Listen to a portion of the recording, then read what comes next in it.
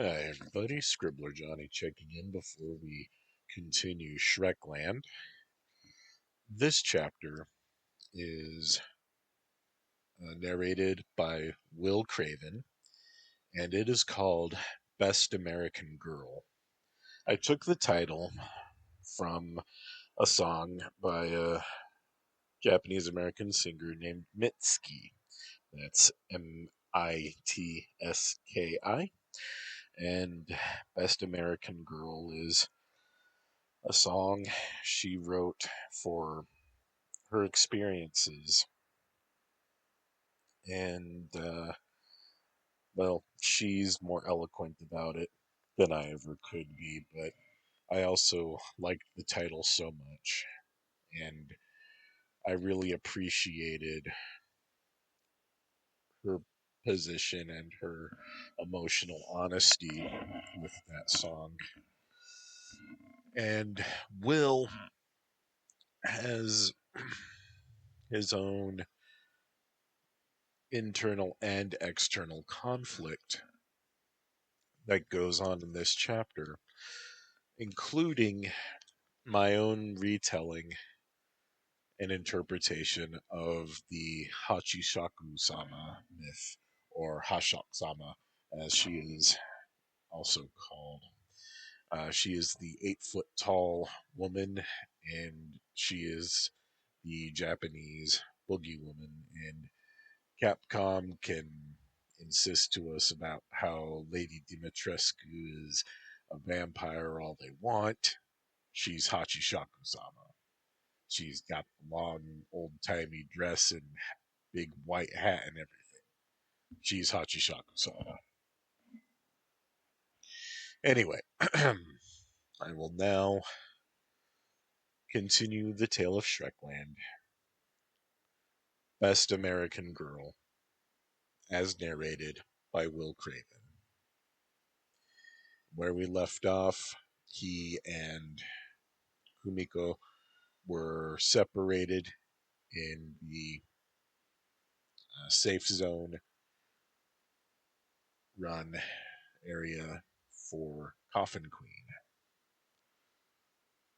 I reluctantly pulled my hand from the soundproof glass that separated me from Kumi.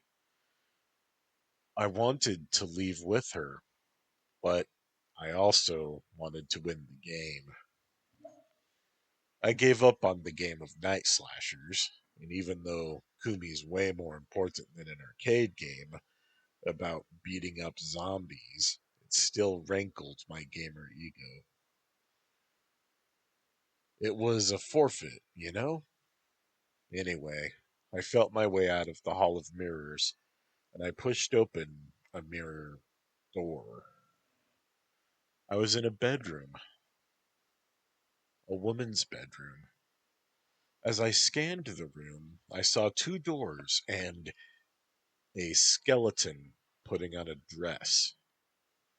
It wasn't a hologram. I could see the texture of the bones and the pearl necklace that it wore. It turned its skull to look at me and tilted its skull to the side in a flirty manner. It finished zipping up the dress.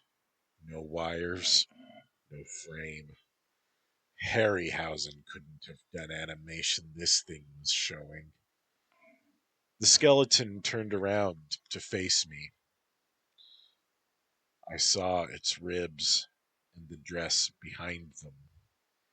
Its hips swayed, its bones clicked softly as it walked toward me. My brain thought of mahjong tiles. I didn't think to run. The grinning apparition walked right up to me and caressed my cheek.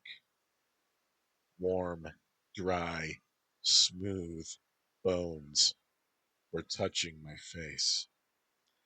I screamed and pulled away, and I ran to open the nearest door. A bathroom! I ran. The skeleton's hands were on its hips in a rather huffy pose. I exited the room and panted for breath. My heart was still pounding when I picked left and walked down the hallway. A damned skeleton. The most basic monster ever. I was terrified. That thing was trying to seduce me. And what if it wasn't even a woman's skeleton? I bumped into a chair. A bust had turned to look at me. I closed my eyes and took a deep breath. Opened my eyes, still staring at me. Neat trick. I gave it a thumbs up and strutted past it toward a set of double doors. Coffin Queen, well, a performer who didn't much resemble Bette Midler or Janet Weiss, scowled at me. We close in 12 minutes, buddy. What's the big idea of wasting so much time? My phone buzzed. Don't you dare, she shouted. I replied to Kumi's text. Sorry, please proceed. She pointed her wand at me. I ran and dodged behind a column. Come on, just take the hit, kid. I got a PTA brunch tomorrow. I ran and rolled and then pulled the lever that dropped the chandelier on her. My phone cheered and I went out the exit to get a victory kiss from Kumi. No, Kumiko. I went out to the turnstile, went through it, and waited. And waited. I finally went around the corner to look for Kumiko. She was sitting on one of those head stools talking on her phone. I got my victory kiss after all. We gotta hurry, I told her. Attention guests, Shreckland closes in 10 minutes. Make your way to the exits, or notify your next of kin. Whatever. Ha ha ha ha ha. Crashman's voice blared from a nearby speaker. The trams were packed. The screens were showing different performers waving goodbye near their attractions or stations. Yulia Shrek blew a kiss and put her arm around a perfect woman as they both waved.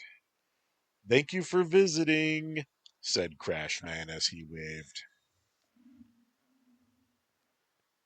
We followed the press of humanity leaving Shreckland. Next time, let's spend a day, I suggested with a weary smile. Only if you promise not to leave me, Romeo, she replied and held my hand. It felt so nice, holding hands. I was beat by the time we got to my Honda. How about some coffee and something deep fried, I offered. Okay, but let's go to the good Denny's, okay? She asked with a smile. We sat down and I started the car. Which one's the good one? I asked. That's the joke, she laughed. And I got it then and joined her. Oh, Denny's. So ubiquitous. So disdained. So open 24 hours and rarely hurting for business. It's the great equalizer. All across America, Americans are eating at Denny's after getting away from nightclubs, concerts, games, what have you. So, of course, we went to Denny's. I ordered a coffee and an appetizer sampler, deep fried to not quite perfection, but I didn't complain. Kumiko ordered a Grand Slam breakfast. I didn't know how she stayed so thin. She hardly ever went to work out with me. I scanned the crowd. A mixed group, as expected. Club kids, Shreckland t-shirts and hats from park patrons, a few older adults and middle-aged folks with that desperate look of midlife crises, probably from nearby bars. Kumiko was on her phone, not looking at me. I knew better than to feel slighted or ignored. I checked my own phone. I deleted the survivor sticker. Achievement unlocked, too cool for school, I thought to myself then. And then I regretted my choice. I craved proof of my accomplishment after all. Damn, what's done is done. I checked over my social media. Someone had already drawn a picture of Shrek servicing various Asian political leaders as Vladimir Putin stood watching and masturbating. The artist paid special attention to how fake her breasts looked and how the rest of her was very, very 65 years old. Plastic surgeon on retainer or no? It was so revolting I couldn't look away. Presidential Rule 34 was inevitable, especially once we had a woman in office. I closed the image tab and I resumed scanning social media. I texted Kumi, "Hey, are we official or are we still testing the waters?" She looked up at me and then hurriedly back down at her phone. Her expression was inscrutable. Inscrutable. Our food arrived. I set down my phone and sugared and milked up my coffee. I let it set for a bit to cool and for the sugar to dissolve. I ate my mozzarella sticks first. Can't stand them after they've gotten cold. And my phone buzzed. I wiped my hands on the paper napkin and checked. Kumi had replied while I was eating. I looked at her before checking the text. She was eating her sausage. And so I read it. "I want to be official. What do you want?" In response, I changed my Facebook status from single to in a relationship with Kumiko Maeda.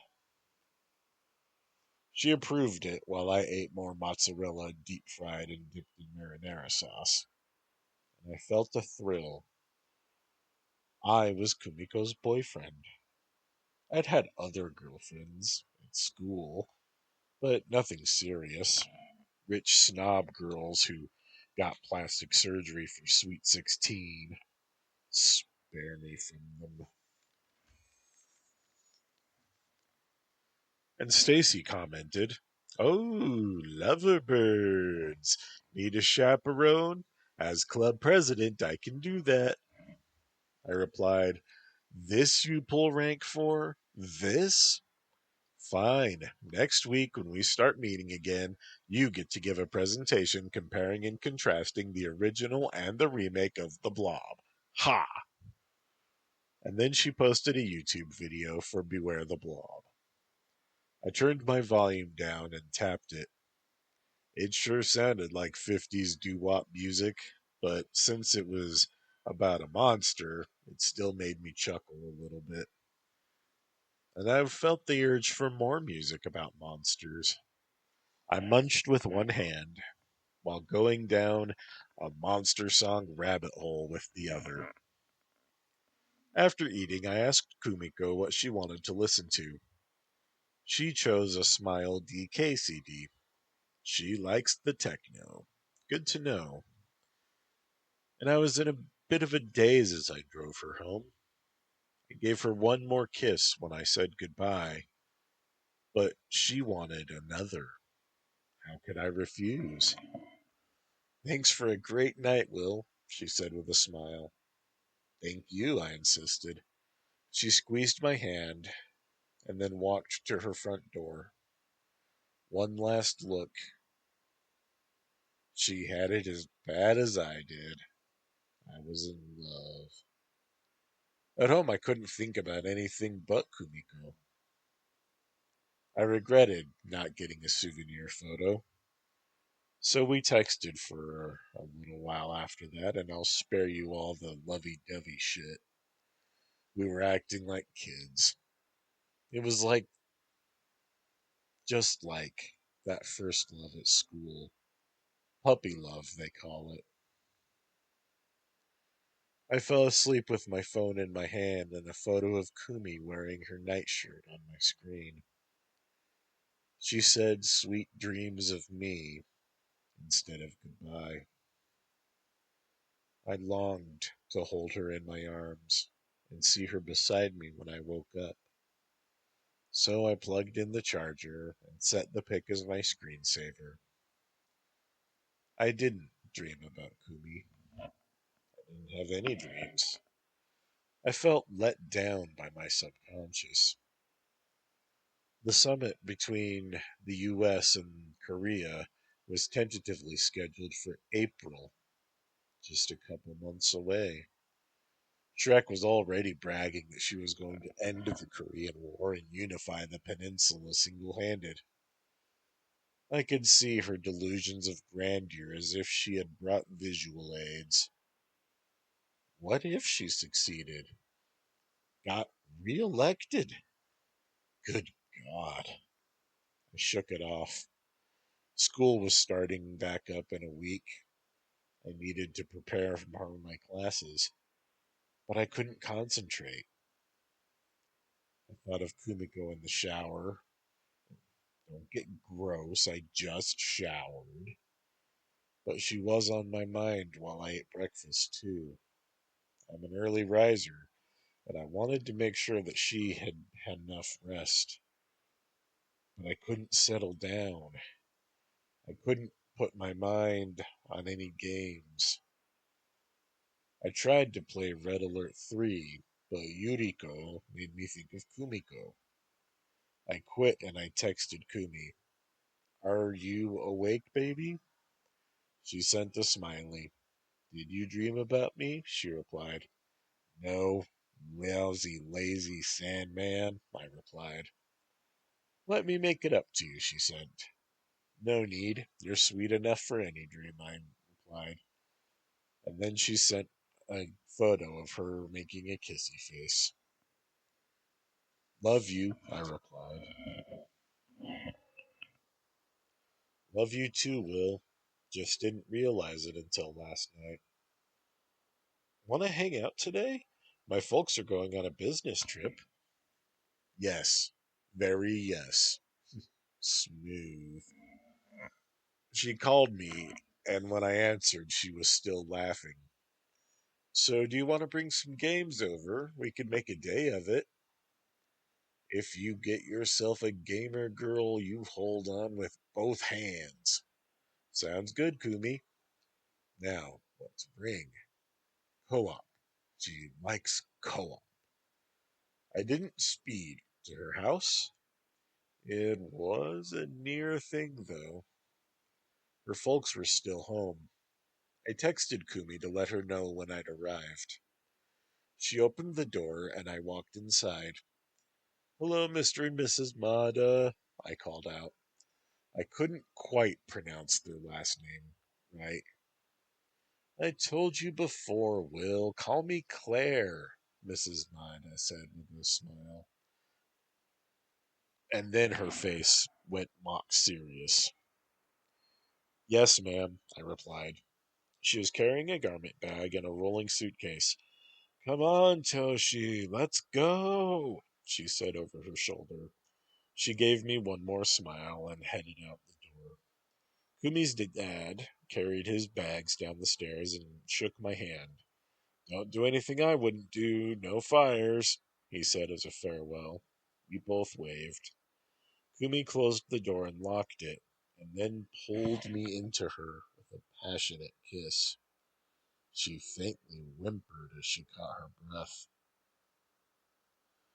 "I'm so hot right now. Come on." She pulled me to her bedroom and locked that door, too.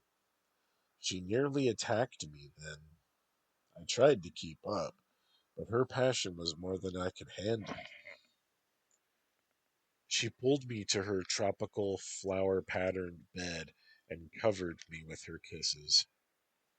I gently pushed her back. "I like this, I really do. But slow down a little, okay?" I asked. She thought for a moment.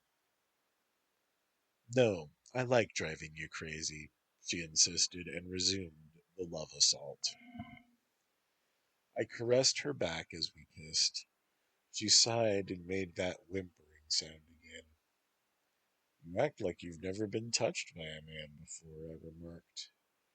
I haven't, so be gentle. She pulled her shirt off, straddling me. She wasn't wearing a bra. I obeyed and gently caressed her small, firm breasts. Your touch feels so right, she whispered, and looked down at me with her eyes half closed. I leaned up to kiss her again, and then kissed her nipples.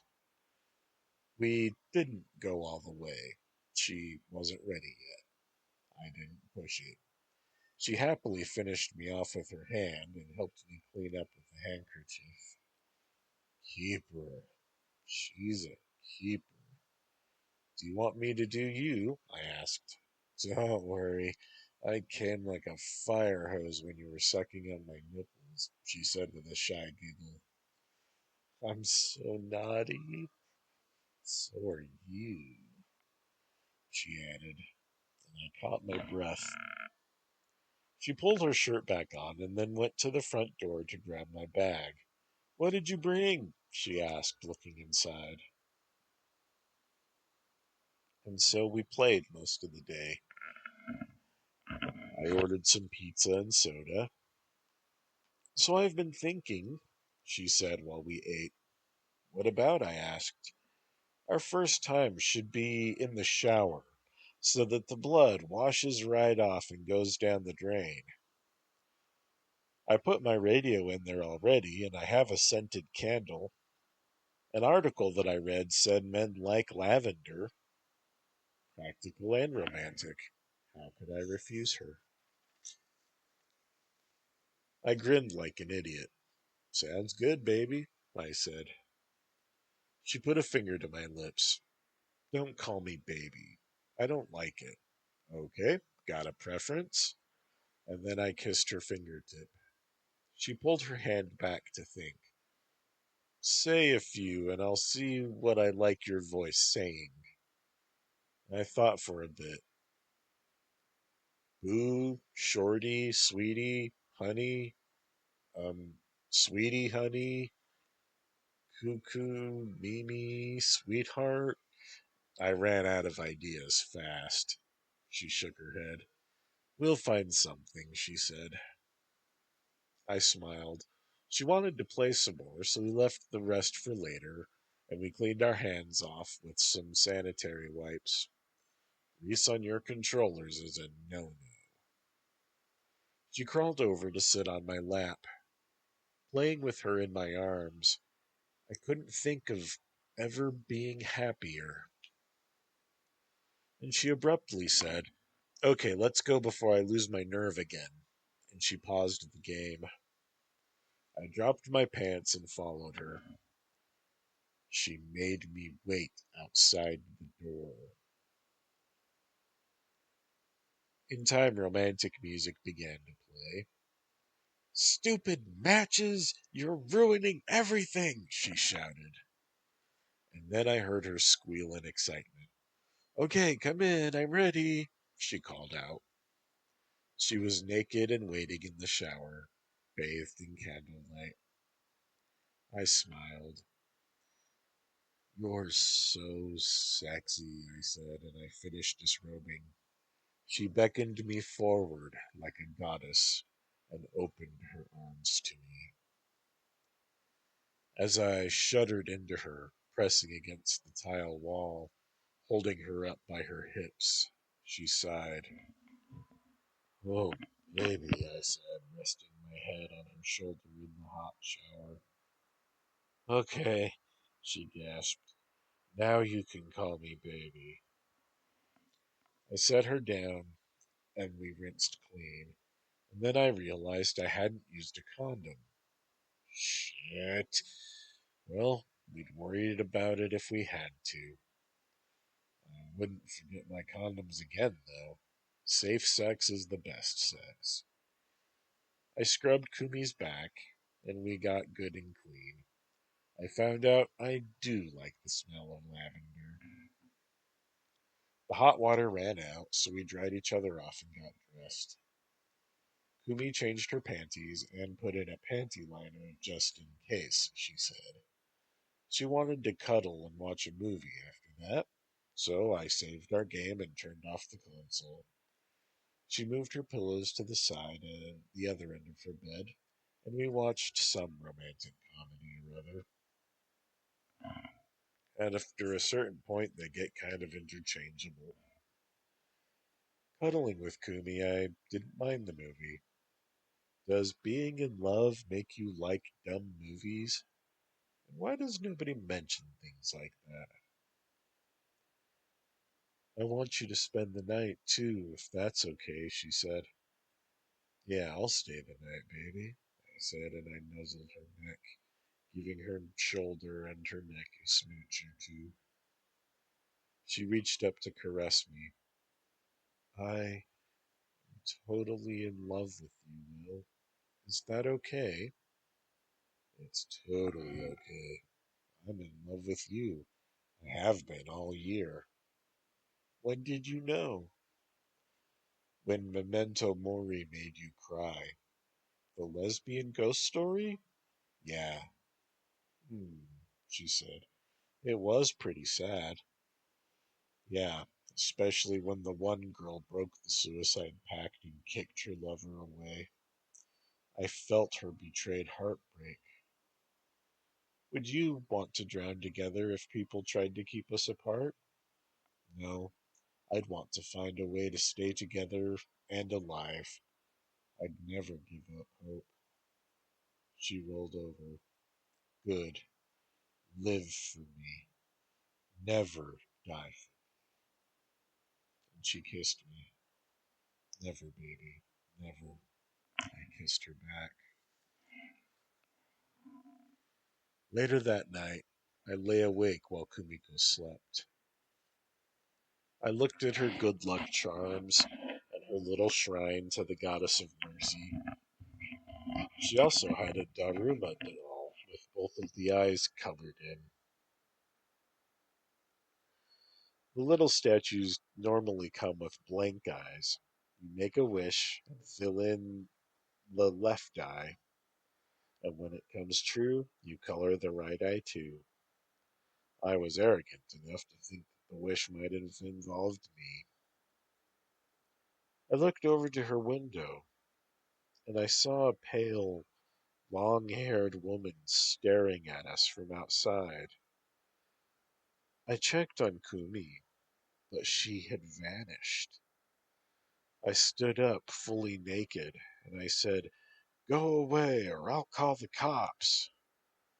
She smiled at me maliciously, and then began to lick the window with a too wide, dark blue tongue.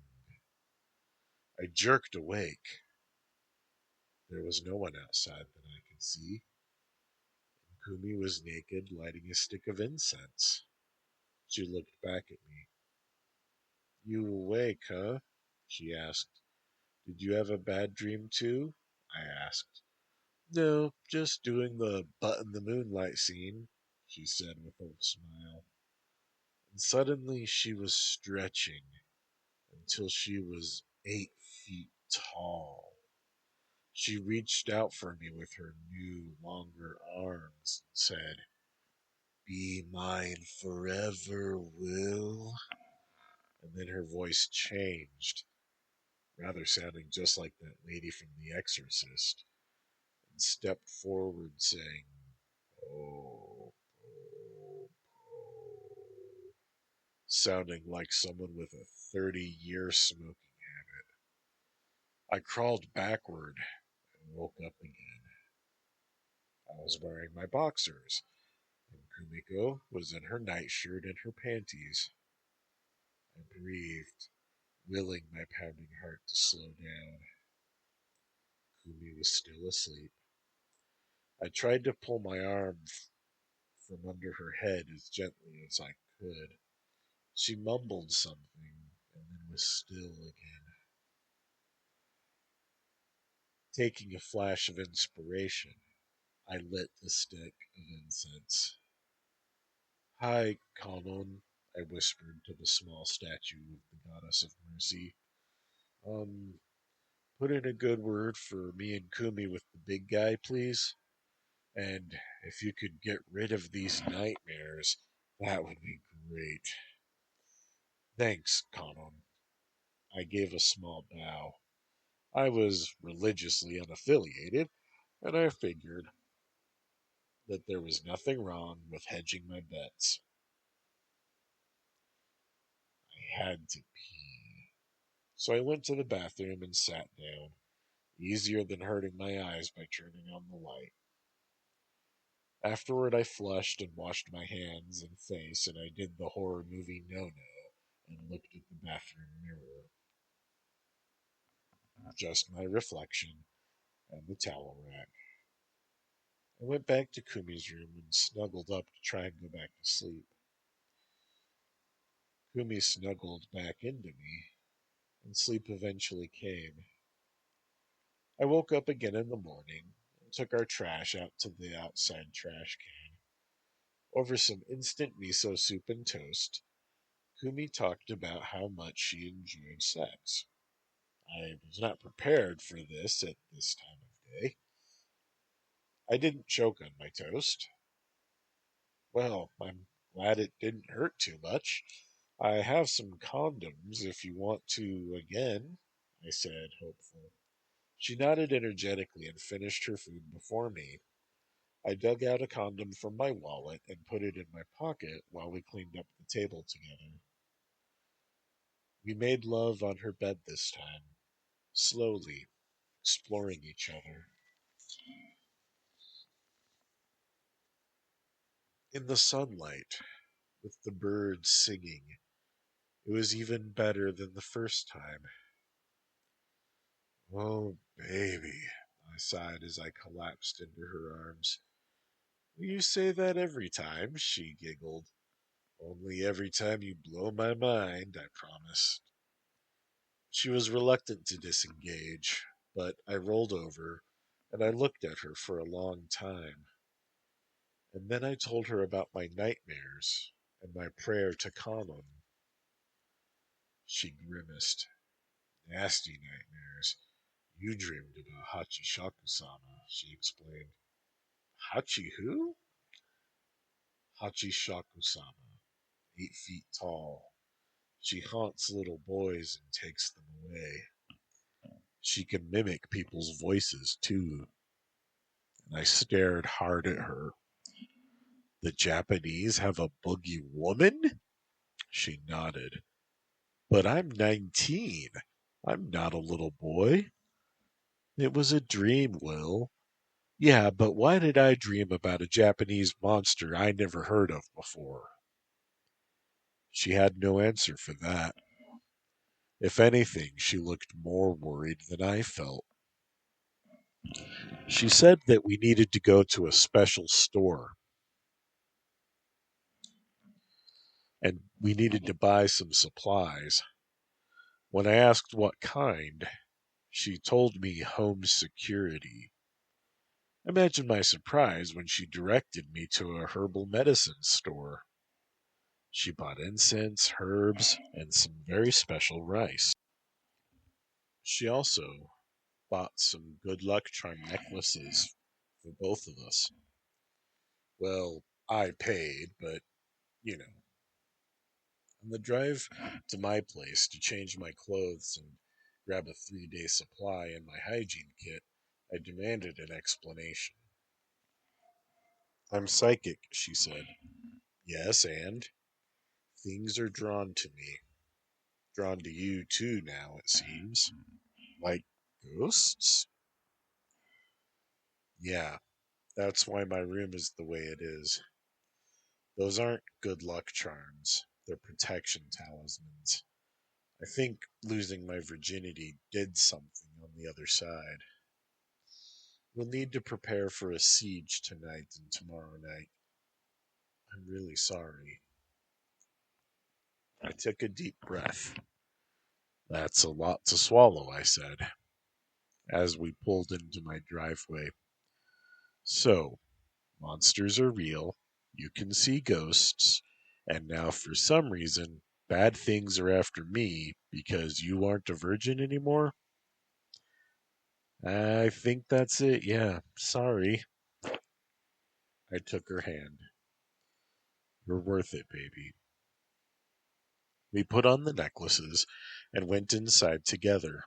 Hi, family, I announced, and led Kumiko to my bedroom.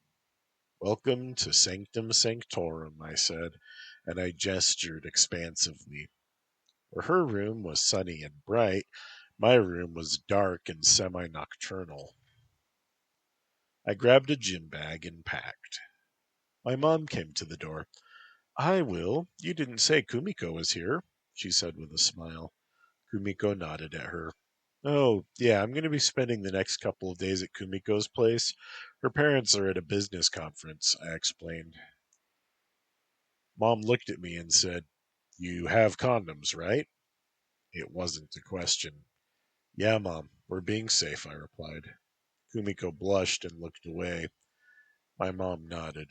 Sorry to embarrass you, but it's important. I nodded. Have a good time. I'm glad you're his girlfriend, Kumiko. You're a sweet girl, she said, and then she left us alone. Kumiko closed my bedroom door. Can I die now? She asked. She was still blushing. I turned and gave her a hug. Sorry, baby, are you going to be okay? She held me silently for a while. I'm okay now. Thank you for not talking and making me talk for a while. And then she gave me a quick peck on the cheek. I zipped up my bag and went to the bathroom. I had my side hygiene stuff in. I gave my mom a hug before we left. Driving back to Kumi's place, she checked her phone while I turned my radio to NPR. People were getting Shrek tattoos, just putting her name on themselves, men and women. She, Shrek, thought that was great. She posed for her presidential portrait wearing a very low-cut evening gown with a revealing slit up both sides showing her orange legs. She tweeted the reference photo and said, "Breaking the internet again." Her husband retweeted and added, "I get to come home to that every night." Lulu Garcia Navarro managed to sound impartial reporting this, but I was having a bad time keeping my disgust in check as I drove. Kumi took a glance at the photo. It's more tasteful than it sounds, but barely, she said. At a red light, I took a turn to look at her phone as well, and it wasn't as bad as I had imagined. Her nipples were completely covered, for one. We made it to her place safely. She told me what had to be done. We put this rice in 4 bowls placed at each of the cardinal directions, and we light a stick of incense, and we stick it in each bowl of rice. You're going to need to stay up all night. I'll be out in the living room, and I'm going to lock you in my bedroom. Do not open the door for any reason until the sun comes up. It goes without saying, don't open the window either. What will we achieve by this? Hachishakusama will leave you alone and find some other prey, hopefully back in Japan. I looked at the pendant hanging from my neck. Is there a way to vanquish her? I asked. She's immortal, one of the ancient evils, like Lilith, or Uncle Istvan, or the Anku. All even professional exorcists can do is spook her away for a little bit. But listen, she said, I won't let her have you. We'll drive her off, don't worry. She gave me a kiss, and our pendants clung to each other. She smiled and gently separated them. You didn't say they were magnetic. She giggled. They aren't. That means you and me have the red string connecting us. Our love and our destiny Our destinies are each other. She sort of smiled and then moved her hands as if to say, rearrange the words properly, please. And so I tried, and I said, our medallions are not magnetic, so them sticking to each other means that you and I are destined to be together? She nodded eagerly and pointed at her nose. That, she said.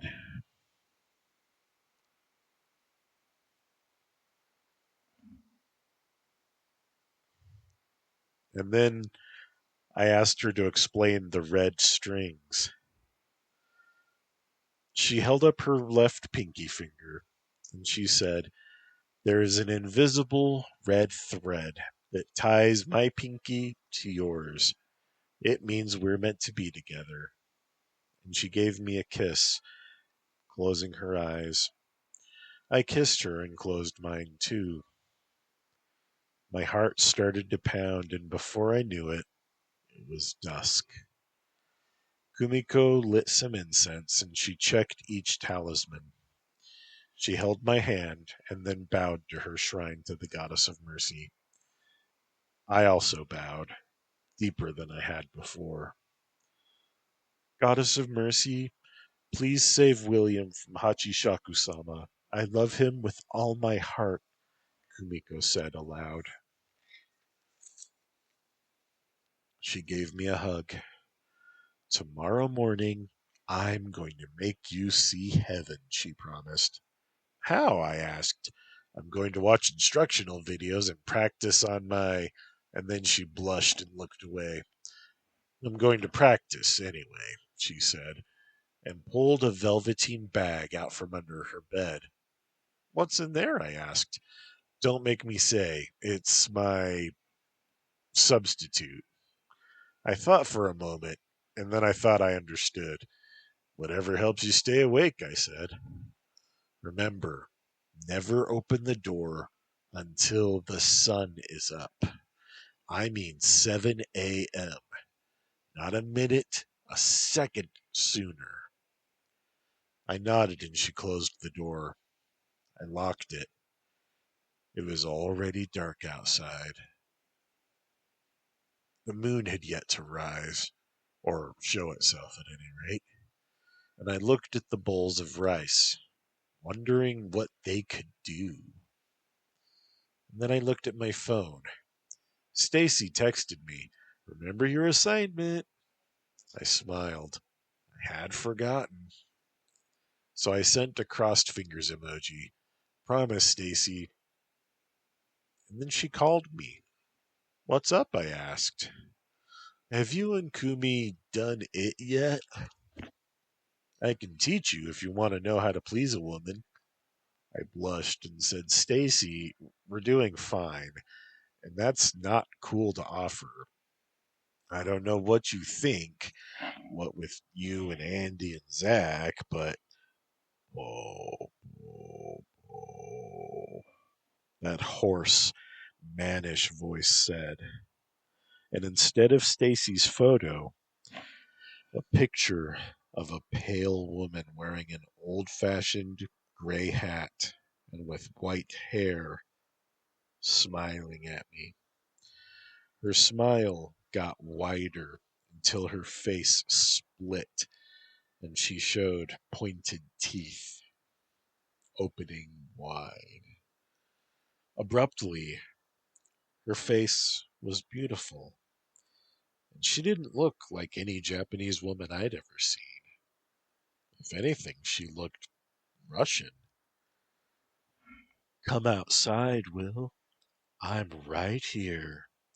I'll take you to fairyland, and you can be a prince. She blew a kiss. I set my phone down and turned to the screen, and my phone said again, "Po, po, po." And I had to look out the window. It was then that I noticed the rice by the window had begun turning black. as if burnt.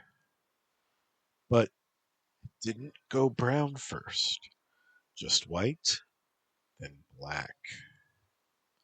I looked more closely, several grains at a time, just blackening.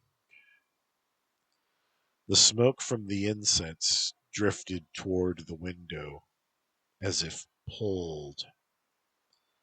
I saw a hat, gray but shining in the starlight. The hat turned to face me from behind the wooden fence. White, long-fingered hands reached and gripped the fence, and I forgot how to breathe. Effortlessly, her face lifted above the fence, smiling sweetly at me. All 8 feet of her slender feminine frame lifted over the fence. She sat sideways atop the fence, her old-fashioned dress shiny just like her wide-brimmed hat. And then the moon showed. Beams of moonlight were pulled to her, making Hachishakusama glow. She sat there, looking for all the world like a fancy lady astride a horse. She gracefully stretched her legs forward and glided to the ground without a sound. I breathed and then choked on the incense. I closed my eyes as I coughed. When I looked up again, I was face to bosom with the monster. She stretched, and I swear to you, her breasts grew in front of my eyes. Kumiko called out, "She's in the backyard! Help me chase her away, Will!" I almost unlocked the door. I turned back to the window. The rice in that bowl was now all black. And Hachishakusama was unbuttoning her dress. "Join me in the moonlight, Will. I know what boys like. I'll show you everything," the boogie woman said. She bent over, her chalk-white cleavage drifting downward. And she looked at me. "Come on, open the door. Let's play," she said in an energetic voice. "Open the window. I'll come to you, Willie. My kisses taste like honey." And she began to drool. She drooled honey. "Go away, Hachi. I don't want to play with you," I shouted. Uh-oh. I'd made her mad. The honey dropped from her open mouth, and then the pointy teeth were back. She glared at me, her eyes bugging. "You don't want to play, Willie boy?" She made it sound like an accusation. The window rattled untouched. The smile was back and seductive. She slipped her fingers inside her bodice and pulled open her dress. "Look, Will, I'm real. I'm here. Let's be friends. I'm so much bigger than Kumiko. Hachi's best the girlfriend for you. You'll like me. I know. All my boys are in love with me." I stared at the now massive white breasts in that gray dress. I was scared, but I admit I was aroused. "No?" Hachishaku-sama asked. "All right. I'll come to you. She leaped, flew right up into the air. She pointed her toes like a ballet dancer, old-timey boots or no. I heard thumps on the roof. Clomp, clomp. Slow, measured steps, but heavy. The other bowls of rice began to blacken. The window rattled again. The doorknob rattled. Then it was quiet. Will, I'm scared. Come keep me company, Kumi's voice called out. I ignored it and looked at but the goddess of mercy. I silently pleaded for help. Stomp, stomp. The stomps on the roof echoed from different parts. I jumped. I felt those stomps. Will, Kumiko's mom said, unlock this door. You have some explaining to do. I reached for the door, but I stopped. I had not heard the front door open. And my phone rang, and then began to play an old Japanese flute song. I looked at my screen. The music was haunting. My screen showed Hachishakusama reclining against a temple torii gate, dressed in an open robe and wearing red hakama pants, rather like a Miko temple maiden. She pulled the robe further open, not quite exposing a full breast. Will, I know you want me. Come outside. The music continued and the image replayed like a short video loop. The second rice bowl was fully black, I saw. Third, about a quarter done. I tried to quiet my pounding heart. Will, I know you want me. I know you want me. No, I said. I don't want you. I love Kumiko. Kumiko called on my phone. I didn't touch it, but it answered the call. Will, it's over. I hope you're happy with your giant girlfriend Hachiko. Po, po, po. I told myself it was just tricks from the Hachishakusama. And then I had a desperate idea. Let me see you, little Hachi, I said. The phone showed me Hachishakusama with an intense look on her face, the moon above her hat. Here I am, Will, she said, smiling. Oh, but Hachishaku-sama, you're too tall, much too tall. Become smaller, smaller than me. Sweet little Hachi, I said. She closed her eyes in concentration, but I saw no change. Wait, she said. You don't tell me what to do. You come out here and play with me. I take you away. That's how this works. She was smiling again and running her fingers through her long white hair. Just open the window. I won't even come inside. Open the window. Tell me I can take you, and I'll reach in with my long, beautiful arms and take you far away, beyond midnight, beyond time. You'll be my friend forever. She licked her lips.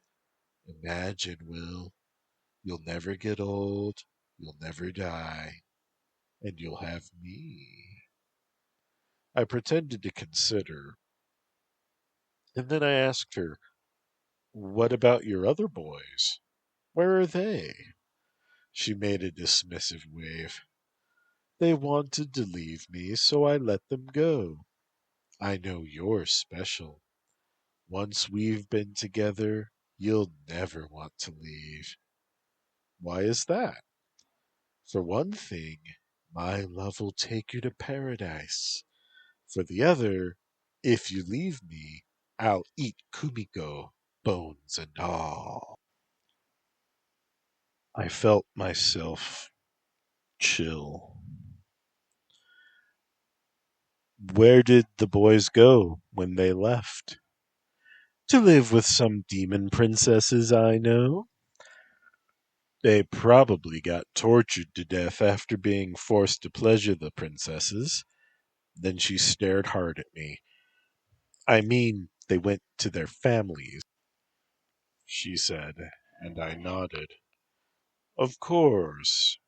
Do you ever share your boys with your friends, the princesses? I asked. Why? Eager to try demon pussy? She asked. I looked, and the third bowl was fully black. She looked at the moon. I know, she said, addressing the moon. Look, Will, this is a limited time offer. Then I get mean, she growled. Why be mean to me? Because the bitch moon princess only lets me come to the mortal world at night, when the bitch sun queen isn't up and shining. One does not anger Amaterasu. She smiled again. I'll show you all the Twilight Worlds. Fairyland, the Dream Factory. If the sun doesn't shine on it, you'll get to see it.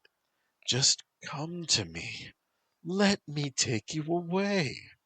What's here for you? School? A job? A wife with a flat chest who will only go all saggy and gross? Whining brats? Demanding in-laws? I'll make your dreams come true. She held up a small crystal orb. Moonlight sparkled in it. Look, Will, your dreams. I'll make you a prince of night. You'll have servants take care of everything. Let me rule you, and I will be your slave. I'll love you forever. I said, wait, I've heard that speech before. The orb became a peach. Hungry? Yeah, the peach too. Damn that David Bowie movie.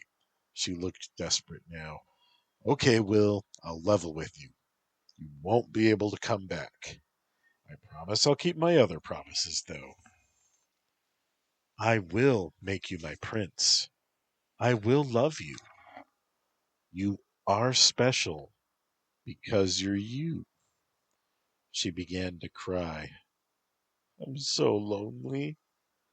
Please, let me take you away. You haven't told me what you get out of this, I replied, stalling for time. The fourth bowl was halfway black. I get you, she said plainly. William Craven. I get you for my prince, and if you love me truly, I can ascend and never have to hide from Amaterasu again. That's why you go after little boys. They only love their mothers, and if you give them what they want, they'll fall in love with you. Hasn't worked yet. You need to go after lonely men. That's your ticket. A man who has never known the touch of a woman and hates his life will truly fall in love with you. She gave this a moment's consideration. That's possible, but you are who I want. You spend your life in other worlds all the time. You'll be very happy with me. While I can't shrink, I can grow. Remember these? Again with the impossibly deep, alluring cleavage. Hey, wait. I put my phone away. I love you, Kumiko, I called out. I love you too, Will. Wait. That was really her. Hachishakusama was at the window again. Time's running out, Will, she said. She began to pound on the glass. Come with me now, and I won't hurt her. I'll make you forget her. Don't, and I eat her, one bite at a time, starting with her toes. This is not how you get a husband, I protested. Will, listen. We can make it work. I'm a very nice personage when I want to be. Here, kiss me and you'll see. She kissed the window, her eyes closed. I stared. Show me. Let me see in the window. She pulled back and then yelled at the moon. I know, Dahime! I know! She looked at me, her eyelids red and puffy. I'm tired, Will. I'm exhausting myself trying to live up to your expectations, she said. That's Jareth the Goblin King again, I said. Okay, that's it. After this, we find David Bowie and kill him. She began to pull her heavy breasts free of her dress and pressed them against the glass. She had no nipples. I laughed. She dropped her ridiculous, phony non-boobs. What? She demanded. I'm sexy. I shook my head. Like a Barbie doll. No nipples. I bet you don't even have a pussy. And I laughed again. She got ugly. I'm not good enough for you, boy. The fourth bowl was all black. David Bowie's dead. Give him my regards, I said. And the sun began to rise. No! Damn you and damn David Bowie! Her skin began to smoke. Queen Amaterasu, forgive me! He tricked me! The boy tricked me! She became smoke and blew away as a wind all her own. The doorknob turned and rattled. Let me in, Will. We made it. It was 6:50 a.m. Nope, I said. Come on, Will. I have real tits. They're small, but you didn't complain yesterday morning. I almost opened the door. Po, po, po. Damn you, Hachishakusama! Go to the Celestial Court and explain yourself, I ordered. Nothing happened. But I didn't expect anything, really. At 6:59, I got a text message from Hachiko. I'll be back with correct anatomy one night when you're all alone. You'll beg me to take you. Kisses, Hachiko. At 7, the message vanished, and my phone background was a smiling photo of Kumiko again. I unlocked the door and walked to the living room. Kumiko was asleep with a dildo in her hand. A YouTube video had finished playing some time before on her laptop. Wake up, Kumiko. It's over. Her eyes snapped open. She's gone? It's 7 a.m.? I nodded. I have to use the John. I walked away as she hissed in surprise to see that her substitute was still in her hand as she lay on her couch. Shit! Go back in your bag, I heard her whisper as I was shutting the door. I took my time. I washed my face, everything. When I came out, Kumi was composed. Are you sure it's over? She asked. Amaterasu is punishing Hachishakusama. I kept her distracted until dawn, I assured her. Kumi smiled. Is it really 7 a.m.? Po, po, po. And then I jerked awake. Hachishakusama was still walking on the roof. It was 2 a.m. The witching hour in Japan. How had I fallen asleep? Why wasn't the nightmare over? I looked at the window. Hachishaku-sama's hat drifted down, followed by inch after inch of white hair. Upside down, she hung suspended in midair in front of the window. Sweet dream, Will? She asked. Did you beat me? Good triumph over evil? I stood up. I won't go with you. Answer me this. Do you have nipples? I asked. Of course I have nipples. Gorgeous, suckable nipples that make your mouth water just to see them. Pearl white. I was curious. Come, open the window and give me a kiss. I'll let you have a nibble, too, before we leave this world of broken dreams and wrinkles. I tilted my head to the side. Are you comfy upside down like that? I asked. Sure. Ever suck a titty that defied gravity? Open up and you can. She opened her buttons again. Her breasts didn't drop free. Oh, sweet mercy, I was tempted. Will, she said, reaching inside her dress and pulling one free. Like a marble statue, her nipple was the exact same color as her skin. Long, thick, I admit mouth-watering. She wants a smooch, Will. She wants you. So does her twin sister. She closed her eyes and moaned in anticipation. Come on, Will. Come to me. I pulled the curtain shut and turned on the TV.